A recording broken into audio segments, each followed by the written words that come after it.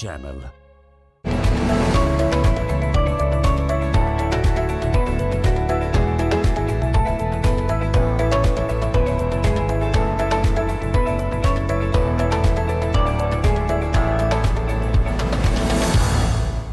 नहीं तेरा नशेमन कसरे सुल्तानी की गुंबद पर तू शाही है बसेरा कर पहाड़ों की चट्टानों में। जी हाँ, ज़िंदगी में अगर कुछ करने का जज्बा हो, आगे बढ़ने का जज्बा हो, कुछ नया करने का जज्बा हो, तो यकीन मानिए राहें अपने आप खुलती चली जाती हैं। फिर इंसान रुकता नहीं है बल्कि मुसलसल आगे बढ़ता चला जाता है। वो अकेला चलता है लेकिन साथ साथ उसके एक कारवां बनता चला जाता है। कुछ ऐसे ही आम लोगों की खास कहानियां लेकर आज फिर हम हाजिर हैं प्रोग्राम गुड न्यूज़ जज्बा इंडिया के साथ। मैं हूं रेशमा, मेरा आदाब कीजिए कबूल। कहा यह जाता है कि ख़वातीन चाहें तो क्या कुछ नहीं कर सकती, लेकिन ज़रूरत इस बात की है कि वो कितनी बेदार हैं, अपने आसपास वो क्या देख रही हैं, क्या महसूस कर रही हैं। अगर कोई भी खातून, कोई भी औरत, कोई भी महिला बेदार है तो अपने आसपास का माहौल बहुत जल्दी अच्छा कर सकती है। जी हाँ, कुछ ऐसी ही ख़वातीन से आपकी मुलाकात करवाने जा रहे हैं जो पानी के तहफ़्फ़ुज़ के लिए काम कर रही हैं, यानी आलूदगी को किस तरह से दूर किया जाए ये भी वो जानती हैं। पानी को बचाना कितना ज़रूरी है ये भी ये ख़वातीन जानती हैं, और इसीलिए न सिर्फ पानी को बचा रही हैं बल्कि बहुत सारी ऐसी जगह भी इन्होंने देखी हैं जहाँ पर खूबसूरत पौधे लगाए जा सकते हैं जो यकीनन आलूदगी को दूर करेंगे। तो चलिए मिलवाते हैं आपको इन ख़वातीन से और जानते हैं कि किस तरह से ये ख़ास काम कर रही हैं। ये 30 ख़वातीन का एक ग्रुप है जो पानी और माहौलियात के तहफ़्फ़ुज़ के लिए काम कर रही हैं। इन ख़वातीन ने ग्राम पंचायत की 5 हेक्टेयर जंगलाती अराजी पर चाल खाल और साथ में खंतिया और पानी के सीपेज पिट बनाए हैं और 1 लाख लीटर से ज्यादा बारिश के पानी को महफूज किया है। यही नहीं, जिला हेडक्वार्टर रुद्रप्रयाग से 35 किलोमीटर दूर कोट गांव की इन ख़वातीन ने बारिश के पानी को महफूज करने वाली जगहों पर मुख्तलिफ अक़साम के पौधे भी लगाए हैं। हमें बहुत अच्छा लगता है कि हम जब यहाँ पर काम करने के लिए आते हैं, सबसे अच्छी बात यह है कि रोजगार के साथ साथ पर्यावरण तथा जल संरक्षण का भी कार्य हो रहा है, जिसमें हमारे आसपास का पर्यावरण तथा जल के स्रोत सुरक्षित होंगे। देखिए ये ख़वातीन कैसे पानी के कुदरती ज़राए को जिंदा करने में मसरूफ हैं। ख़वातीन पानी को महफूज करने के लिए मखलूत चौड़े पत्तों के पौधे लगा रही हैं। कम बारिश के बावजूद यहाँ 1 लाख हेक्टेयर से ज्यादा बारिश का पानी महफूज किया गया है और नतीजा भी आपके सामने है। बहुत से कुदरती ज़राए ने रिचार्ज करना भी शुरू कर दिया है। खास बात यह है कि जिन जगहों पर बारिश के पानी को महफूज किया जा रहा है वहाँ मखलूत जंगलात तैयार करने का भी मंसूबा है। मन में बहुत खुशी है। आगे भी इस वन की रक्षा हेतु हमारी समिति का गठन हुआ है, जिसका नाम इस वन के देवता सिंगलाज देवता के नाम से हो रहा है। जल तथा वन संरक्षण के इस कार्य को हम लगन से कर रहे हैं, जिसमें हम 25 महिलाएं लगातार पिछले 1 महीने से कार्य कर रहे हैं। 1 महीने से लगातार रोजगार में हम बारिश और धूप कुछ भी नहीं देख रहे हैं। इस जल संरक्षण के बारे में हम डेली आ रहे हैं और अपने चाल खाल बना रहे हैं, पिट बना रहे हैं और खंतियां बना रहे हैं। ख़वातीन के इस मुहिम में मुकामी लोगों ने भी मदद का हाथ बढ़ाया है।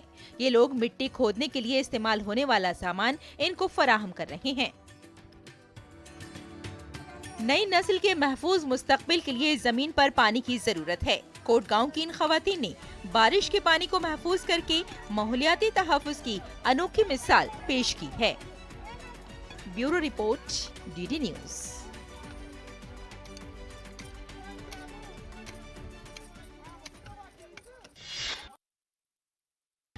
दोस्तों, जब भी तस्वुर हो कब्रिस्तान का तो इंसान के जहन में मैयत आती है किसी की, या फिर कभी वो अपने को याद करता है तब भी वो कब्रिस्तान जाता है।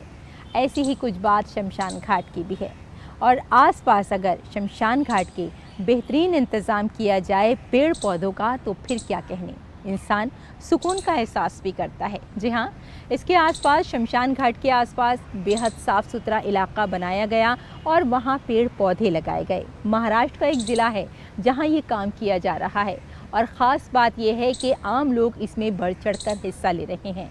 यानी जगह को साफ़ सुथरा किया गया और वहाँ आलूदगी ना हो, इसके लिए पेड़ पौधे लगाए गए ताकि आसपास का जो माहौल है, जो आलूदगी है वो तो दूर हो ही, लेकिन जो हमारा माहौल है वो भी साफ़ सुथरा हो जाए। तो चलिए दिखाते हैं आपको कि किस तरह से ये आम लोग ख़ास काम कर रहे हैं।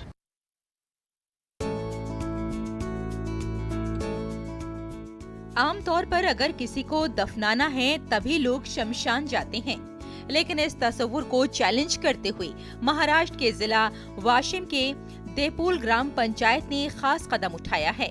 यहाँ शमशान घाट के इर्द गिर्द सैकड़ों मुख्तलिफ किस्म के दरख्त लगाकर कुदरती ऑक्सीजन लैब बनाने की पहल की है।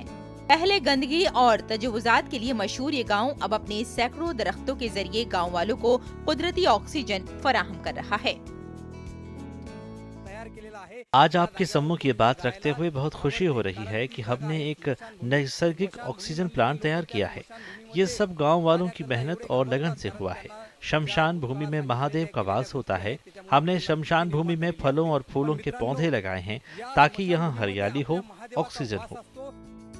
आने वाली नस्लों के बेहतर मुस्तकबिल को यकीनी बनाने के लिए यहाँ के गाँव के लोगों को सफाई की अहमियत और साथ में कुदरत के एहतराम, माहौलियाती तहफ्फुज़ और पायदार तरक्की के बारे में आगाह किया जा रहा है। गांव के सरपंच ने गांव वालों की मदद से शमशान घाट के 6 एकड़ इलाके में 500 कसीरुल मंजिला दरख्त लगाए हैं। इस भूमि पर प्राकृतिक ऑक्सीजन के लिए हम सब ने प्रयास किए हैं। यहाँ पौधे लगाए हैं, बैठने की सीटें लगाई हैं। आप खुद देखिए ये जगह अब कितनी बेहतर हो रही है। हम सबको पर्यावरण के बारे में सजग होना चाहिए। यहाँ आम, नारियल, ब्लैकबेरी, अमरूद, नाशपाती और नींबू, चमेली, बरगद, अंजीर, अनार और बादाम के दरख्त भी लगाए गए हैं। हर दरख्त की ऊंचाई 8 से 10 फीट तक होती है। दरख्तों के तहफ्फुज़ के लिए वाटर टैंक और वायर कॉम्प्लेक्स जैसी सहूलियात फराहम की गई हैं। बंजर जमीन पर लोगों को बैठने से रोकने के लिए 20 शहरियों ने सीमेंट की बेंच तामीर कर लिए हैं। पायदार तरक्की के विजन और गांव वालों की कोशिशों से तैयार की गई ये कुदरती ऑक्सीजन लैब एक मिसाल है जो दीपोल के गांव वालों को शमशान घाट में भी सुकून का एहसास देती है। Bureau report, DD news.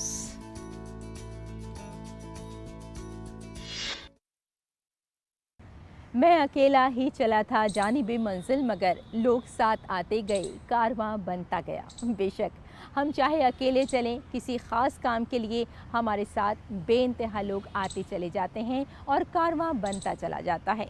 कुछ ऐसे ही ख़ास कहानियों का मुजस्समा है गुड न्यूज़ जज्बा इंडिया का। हाजिर होते हैं चंद ही लम्हों में। नए दिन की करें शुरुआत भारतीय ज्ञान परंपरा, संस्कृत और स्वास्थ्य के साथ। स्वास्थ्य में उपयोगी आयुष पद्धतियों का विज्ञान, संस्कृति, कला, योग का अद्भुत ज्ञान।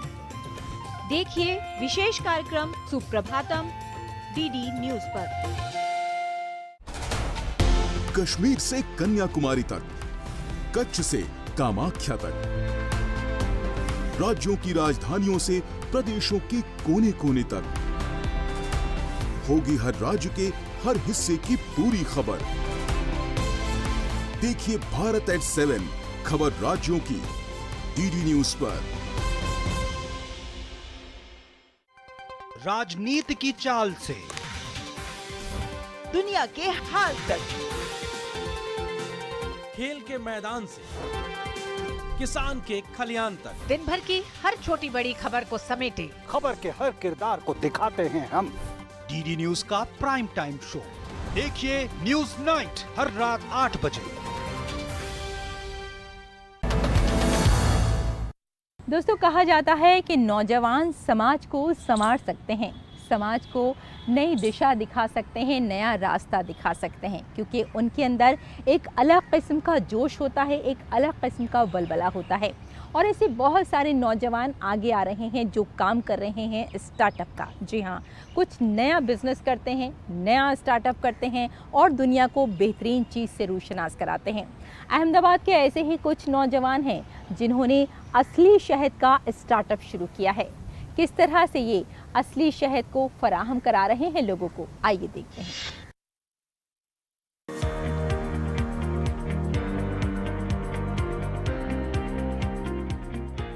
अक्सर आपने अलग अलग जानवरों को गोद लेने की बात सुनी होगी, पर क्या आप जानते हैं कि आप मधुमक्खी को भी गोद ले सकते हैं और उससे मिलने वाले शुद्ध शहद को अपनी रोजाना की जिंदगी में इस्तेमाल कर सकते हैं। कहा जाता है पंचामृत में शहद भी शामिल होता है, जो हमारे शरीर के लिए काफी फायदेमंद होता है। और इसीलिए अहमदाबाद के युवाओं ने शुरू किया है शहद का एक खास स्टार्टअप। ये युवा मानते हैं कि अपने सपनों को पूरा करने के अलावा वो ऐसे व्यवसाय पर ध्यान केंद्रित करना चाहते थे जिससे जनता को फायदा हो। उनके शोध ने मधुमक्खी पालन और शुद्ध शहद के क्षेत्र में नए आयाम स्थापित किए हैं। हमने एक ऐसी टेक्नोलॉजी बनाई है जिसमें मधुमक्खी की रियल टाइम मॉनिटरिंग कर उनका स्वास्थ्य, क्लाइमेट चेंज के हिसाब से उनमें क्या बदलाव हो रहा है, साथ ही किसान को पॉलिनेशन में कितना फ़ायदा हुआ, इसकी जानकारी मिल पाएगी। जो भी मधुमक्खी को गोद लेना चाहते हैं उन्हें एक फॉर्म भरना होगा और उसके 7 दिन के अंदर हम इस जानकारी का पता लगाएंगे कि गुजरात के किस बी कीपर की किस हाईवे को गोद लेने के लिए दिया जा सकता है और किस बी हाइव को सुधारने की जरूरत है और उसके नई तकनीक के सहारे तैयार किया जाएगा। इन लोगों ने बाकायदा शहद की खेती का प्रशिक्षण लिया। एक छोटी सी शुरुआत के साथ एक प्रयोग के रूप में शुरू हुआ ये काम अब अन्य स्थानीय लोगों के लिए एक केस स्टडी बन गया है और इससे एक स्थिर आय उत्पन्न हो रही है। कई लोग जो रेगुलर तौर पर शहद का इस्तेमाल करते हैं वो अपने मधुमक्खी पालन और उससे बनने वाले शहद की मॉनिटरिंग भी खुद कर सकते हैं और बिना किसी संदेह के उसकी शुद्धता को परख सकते हैं। कहीं शहद में कॉफी का स्वाद तो कहीं जामुन, अजवाइन और अलग अलग फूलों के रस से बनने वाले फ्लेवर भी आजकल लोगों को स्वास्थ्य के साथ साथ बेहतर स्वाद भी दे रहे हैं। आजकल लोग हर चीज़ में अलग अलग फ्लेवर का स्वाद चाहते हैं, तो हम भी उन्हें शहद में भी अलग अलग स्वाद दे रहे हैं, जिसमें बच्चों को पसंद आने वाला लीची फ्लेवर, जामुन, साथ ही नीलगिरी के फूलों का शहद भी लोगों को पसंद आ रहा है। अजवाइन फ्लेवर जो अजवाइन के फूलों से बनता है वो लोग काफ़ी पसंद कर रहे हैं। अपनी नई सोच और खुद पर भरोसा रखकर इन युवाओं ने अपनी सफलता की कहानी लिखी है। ये लोग आज लाखों लोगों के लिए प्रेरणा के स्रोत हैं। इन युवाओं का उद्देश्य शुद्ध शहद के स्वास्थ्य लाभों के बारे में जागरूकता फैलाना है। वो चाहते हैं कि प्रत्येक डाइनिंग टेबल पर शहद हो और ये मिलावटी और अस्वास्थ्यकर चीनी के विकल्पों की जगह ले ले। अहमदाबाद से लक्ष्मण राजपूत के साथ सुमन बोराना की रिपोर्ट, डीडी न्यूज। और चलिए अब आपकी मुलाकात कराते हैं चंद्र बोरा से। यकीनन आप सोच रहे होंगे कि ये कौन सी खास शख्सियत है। आपको बता देते हैं कि इन्होंने कायम की है एक सीड लाइब्रेरी। बेशक जब भी लाइब्रेरी का जिक्र आता है तो किताबों का तस्वुर आता है, लेकिन आप सोचिए कि अगर सीड लाइब्रेरी होगी तो यहाँ कितने किस्म के बीज होंगे। और कमाल की बात यह है कि यहाँ नायाब किस्म के बीज आपको मिल जाएंगे, वो बीज जो आपको आसपास या फिर आपके इलाके में आपको नहीं मिलेंगे, वो आपको इस लाइब्रेरी में मिल जाएंगे। और ये लाइब्रेरी जानी जाती है अन्नपूर्णा लाइब्रेरी के नाम से। तो क्या है कहानी चंद्र बोरा की, किस तरह से इन्होंने कायम की ये सीड लाइब्रेरी, आइए देखते हैं।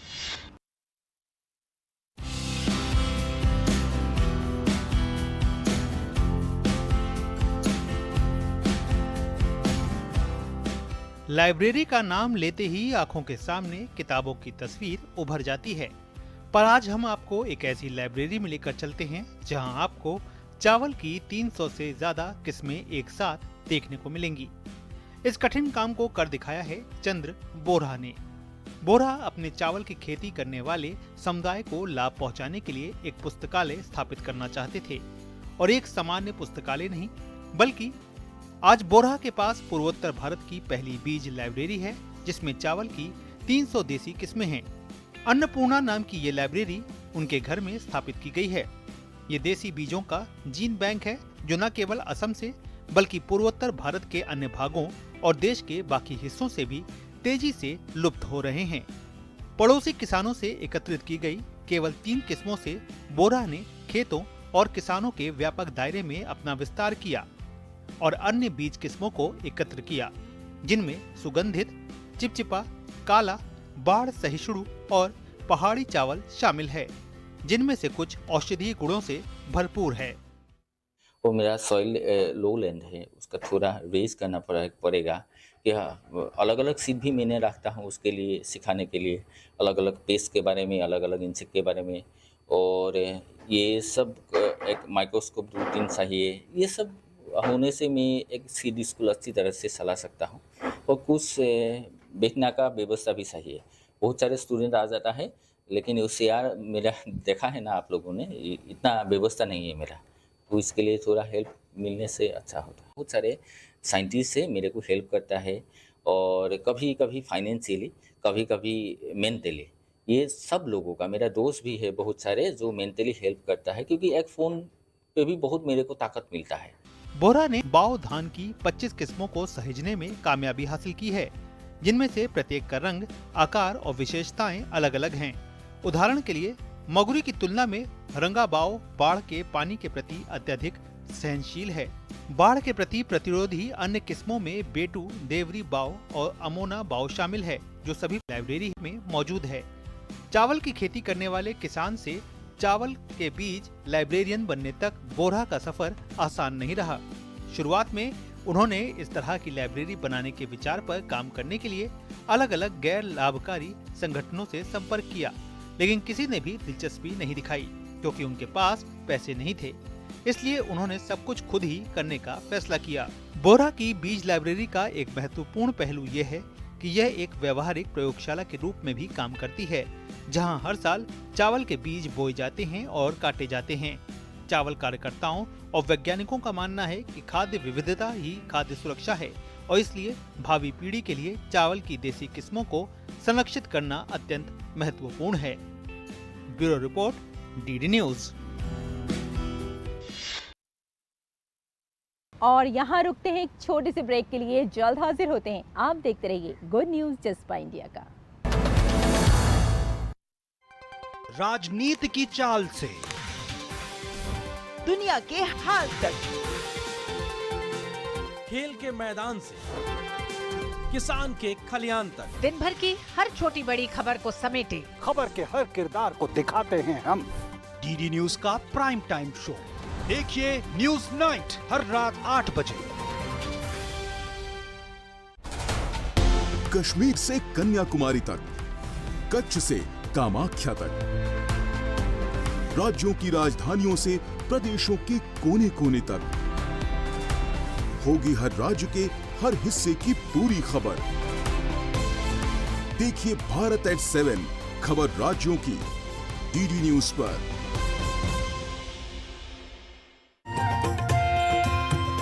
नए दिन की करें शुरुआत भारतीय ज्ञान परंपरा, संस्कृत और स्वास्थ्य के साथ। स्वास्थ्य में उपयोगी आयुष पद्धतियों का विज्ञान, संस्कृति, कला, योग का अद्भुत ज्ञान।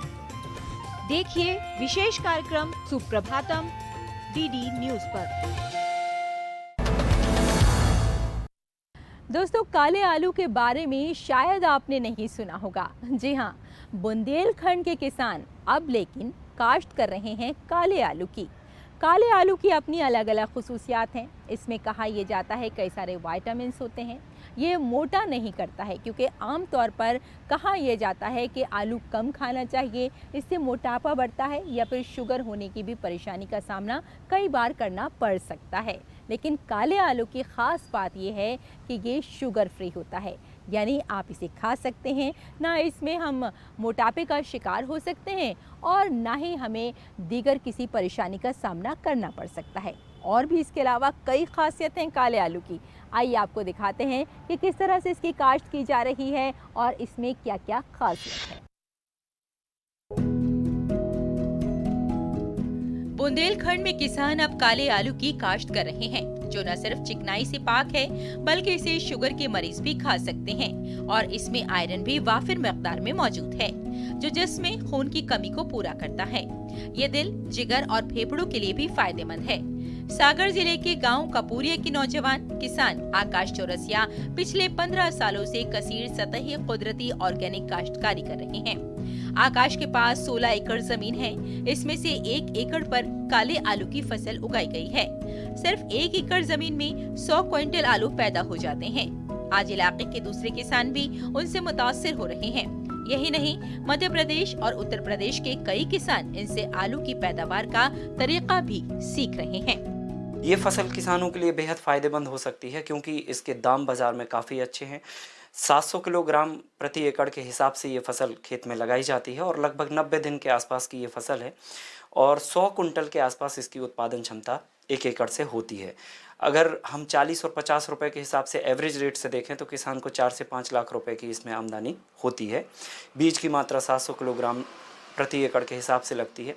किसानों के लिए तो ये फसल बेहद फ़ायदेमंद है ही है। साथ में हमने देखा है कि इसके अंदर जो आयरन रिच प्रॉपर्टी है, इसके जो गुण हैं, वो गुण जो है ना सोसाइटी के लिए बेहद फ़ायदेमंद हो सकते हैं। जो डिफिशेंसी आयरन की हमारे बीच में आ रही है, अगर हम इस आलू का सेवन नियमित तौर से करते हैं तो लगभग 1 से 1.5 महीने के अंदर हम आयरन की डिफिशेंसी को दूर कर सकते हैं। आपको बता दें कि काला आलू खूबियों से भरा होता है। ये आलू सेहत के लिए बहुत फायदेमंद होता है। काले आलू में चर्बी नहीं है। इसके अलावा ये खून की कमी को भी पूरा करता है। इसके साथ ही ये आलू मोटापे को कम करने में भी मौसर है। काले आलू में 40% आयरन, 15% विटामिन B6 और 4% फ्लोरिक एसिड होता है। काला आलू हीमोग्लोबिन बढ़ाने और आसाबी निजाम को मजबूत बनाने में मौसर है। ये आलू हामला खवातीन के लिए भी बहुत फायदेमंद समझा जाता है। जब ये किसानों ने इस एरिया में सेंट्रल इंडिया, नॉर्थ इंडिया में जब बोना शुरू किया तो उसमें वो एंथोसाइनिन, उसमें एक पिगमेंट होता है जो खुद में एक एंटीऑक्सीडेंट के तरीके से काम करता है, तो वो उसके छिलके पे जमा होता है। इसके कारण उसका कलर थोड़ा डार्क हो जाता है। इसमें अब मैंने आपको बताया एंथोसाइनिन होता ही है और एंथोसाइनिन अपने आप में बहुत अच्छा एंटीऑक्सीडेंट है। इसके अलावा इसमें सोडियम है, कैल्शियम है, मैग्नीशियम है और विटामिन सी इसमें काफ़ी अच्छे क्वांटिटी में आते हैं, जो कि अपने आप में ये भी एक फुल न्यूट्रिशन देता है। एंथोसाइनिन या पॉलीफिनोलिक्स हम बोलते हैं, इनके रहने से जो पोटैटो का जो ग्लाइसेमिक इंडेक्स है वो कम हो जाता है। जैसे नॉर्मल पोटैटो की जो ग्लाइसेमिक इंडेक्स उसमें 90 के आसपास ग्लाइसेमिक इंडेक्स होता है, इसीलिए डायबिटिक पेशेंट को कहते हैं आप ना खाएं। लेकिन इसका जो ग्लाइसेमिक इंडेक्स है वो 60 से 70 के बीच में होता है, तो बड़ा फायदेमंद होता है। हमारे किसान आकाश चौरसिया जो कि काफ़ी अच्छी खेती कर रहे हैं, मल्टी लेयर फार्मिंग कर रहे हैं, नेचुरल फार्मिंग, ऑर्गेनिक फार्मिंग कर रहे हैं। उन्होंने आलू की कुपरी नीलकंठ जो वैरायटी है उसको लगाया है। इसका आलू जो है वो काले कलर का निकलता है, बैगनी कलर का, और इसमें एंटीऑक्सीडेंट की मात्रा काफ़ी होती है। साथ ही शुगर कंटेंट भी इसमें और आलू की तुलना में कम है, इसलिए इसके हेल्थ बेनिफिट्स भी हैं। तो उन्होंने एक अच्छा प्रयास और इनोवेशन किया है। फार्मिंग को मुनाफा बख्श कारोबार बनाने के लिए मध्य प्रदेश के किसान अब रिवायती फसलों की बजाय बागबानी की फसलों पर भी तवज्जो दे रहे हैं, जहां वो इन फसलों से कम वक्त में बेहतर मुनाफा हासिल कर रहे हैं। वहीं ये फसलें भी बेहतर मेयार की हैं। आज आकाश अपनी बेहतरीन फसलों से दूसरे किसानों के लिए एक मुतासिर कुन शख्सियत बन गए हैं। Bureau report, DD news. तो देखा आपने हमारे आसपास कितने ख़ास लोग होते हैं, हमें इनका एहसास ही नहीं होता, लेकिन यही लोग कुछ अच्छा और बेहतर करने के बारे में सोचते हैं, समाज के बारे में सोचते हैं और सोचते हैं कि किस तरह से नई नस्ल को फ़ायदा हो सकता है, आने वाला कल कैसे बेहतर हो सकता है। और इसीलिए आपके खिदमत में हर एक हफ्ते हम लेकर आते हैं good news just for India का, ताकि हम सब भी बेदार रह सकें और कुछ बेहतर कर सकें। फ़िलहाल आज के लिए इतना ही, चलती हूँ, bye bye and take care.